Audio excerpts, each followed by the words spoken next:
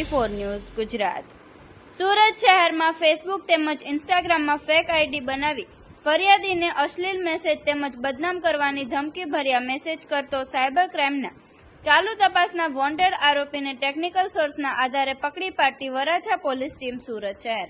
Police commissioner Shri Anupamsinh Gehlot સાહેબ તથા ખાસ police commissioner Shri sector 1 Wabang Jamir સાહેબ તથા નાયબ પોલીસ કમિશનર શ્રી આલોક કુમાર સાહેબ ઝોન 1 તથા મદદનીશ પોલીસ કમિશનર સાહેબ શ્રી બી ડિવિઝન પી કે પટેલ સાહેબ સુરત શહેરનાઓ દ્વારા નાસ્તા ફરતા તથા વોન્ટેડ આરોપીઓ શોધી કાઢવા માટે સૂચના કરેલ હોય જે સંબંધે વરાછા પોલીસ સ્ટેશનના પોલીસ ઇન્સ્પેક્ટર શ્રી આર.બી. ગોજિયા સાહેબ શ્રી તથા પોલીસ ઇન્સ્પેક્ટર શ્રી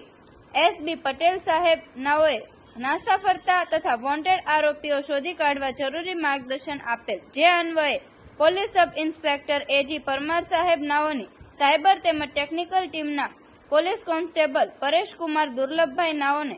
ટેકનિકલ સોર્સના આધારે સદર આરોપીની ઓળખ કરેલ હોય તે દરમિયાન ભાવનગર ખાતે તપાસમાં ગયેલ હેડ કોન્સ્ટેબલ કુલદીપ દાન નીરુદાન તથા પોલીસ કોન્સ્ટેબલ ભરતભાઈ પાચાભાઈ નાઓને વરાછા પોલીસ સ્ટેશન ભારતીય ન્યાય સંહિતા કલમ 351A